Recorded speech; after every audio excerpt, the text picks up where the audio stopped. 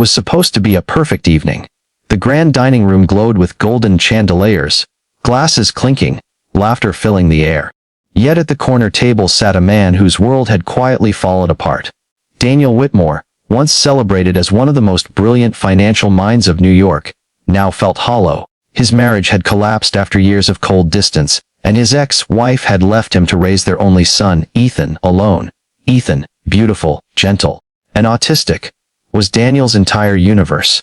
But that night, as the boy fidgeted restlessly with his spoon and let out small, frustrated whimpers, Daniel's composure cracked. The stares from polished guests pierced him like needles. He was a millionaire with everything money could buy, yet utterly powerless to calm his child. And then it happened. Quietly, almost unnoticed. A young black waitress knelt beside Ethan, whispering something soft, and began feeding him spoonfuls of mashed potatoes with such patience, such tenderness. That time itself seemed to stop. Daniel's throat tightened. He didn't know why, but in that fragile moment, he realized his life was about to change forever. Daniel had built his empire on numbers. Cold, hard, unforgiving numbers. Numbers made sense when people didn't. He had told himself for years that he could manage everything if he just worked harder, pushed further, controlled tighter. When his wife left, he didn't cry. He told himself she was selfish, ungrateful, weak.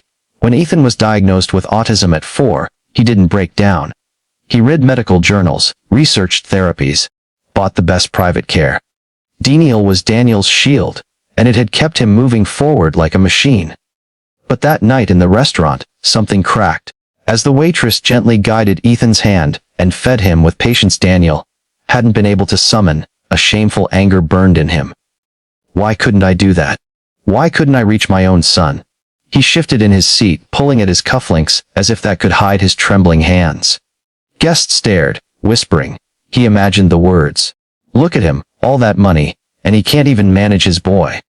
When the waitress smiled at Ethan, Daniel nearly barked at her to stop, as though kindness exposed his failures. Instead, he muttered, "That's enough, I'll take it from here." His voice came out sharper than he intended. The woman looked up, her eyes steady, not intimidated. "Sir, he's fine. He just needed a little patience." Patience, the word stung.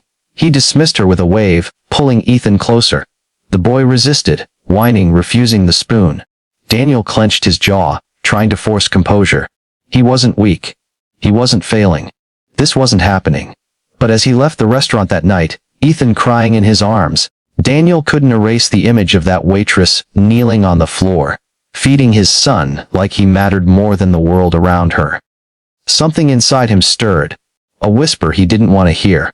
Maybe you can't do this alone. The following weeks were heavy with silence. Daniel buried himself in work, sealing contracts and attending board meetings as though nothing had changed. But at home, the silence screamed. Ethan avoided eye contact, retreating into his drawings and humming patterns. Daniel tried to engage, but frustration built with each failed attempt. One evening, when Ethan had a meltdown, throwing crayons, kicking, sobbing uncontrollably, Daniel sank onto the floor defeated. His chest ached, his eyes stung, and for the first time in years he cried. The sound startled even him. The truth clawed its way out. He was terrified. Terrified that he wasn't enough, terrified that he had failed his marriage, terrified he would fail his son too. In his despair, he remembered the waitress, her calmness, her patience, her smile. The way Ethan had responded to her, even for a moment. Against his pride, he returned to the restaurant. She was there. Her name was Grace. She recognized him immediately and spoke gently, as if she had been expecting his return. "You don't have to do it all alone," she said after listening to his halting confession. Her words felt like a knife and a balm all at once. Pain poured out of him, stories of betrayal, loneliness, fear. She didn't judge, she just listened. That night, Daniel went home raw, broken open. But something had shifted. Pain had a voice now. And for the first time, he wasn't running from it. Grace began to visit occasionally, helping with Ethan. She taught Daniel simple things. Slowing down, using softer tones, celebrating small victories. At first he watched skeptically, ashamed of how natural she seemed. But over time, he learned. He learned that Ethan didn't need perfection. He needed presence. In the quiet evenings, Daniel found himself reflecting. Not just on his son, but on himself. He saw how his obsession with control had driven his wife away, How his fear of vulnerability had built walls between him and the world. Grace's kindness forced him to face truths he had long buried. One afternoon, watching Ethan laugh as Grace played peekaboo, Daniel felt something inside him loosen. He realized healing wasn't about fixing. It was about accepting. Accepting Ethan for who he was. Accepting himself, flaws and all. For years he had measured worth in numbers. Now, he began to measure it in moments. Moments of laughter, of eye contact, of quiet understanding. Reflection brought him closer to Ethan. He started drawing with him, humming with him, even when he didn't understand. And slowly, Ethan responded. Small, precious connections that felt like miracles. Months passed, and Daniel was no longer the same man. He had stepped down from certain business responsibilities, choosing instead to spend more time at home. The millionaire who once measured his life in profits was now learning to measure it in love.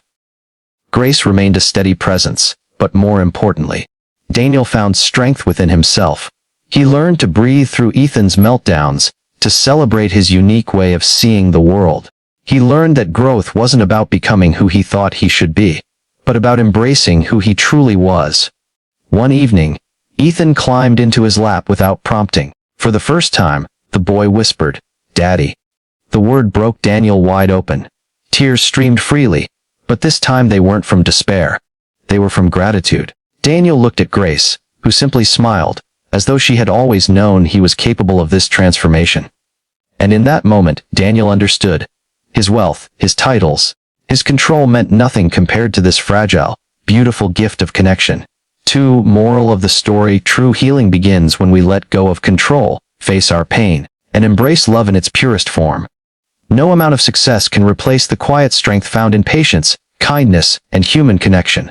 Sometimes, the people who enter our lives unexpectedly carry the lessons our hearts have been waiting for.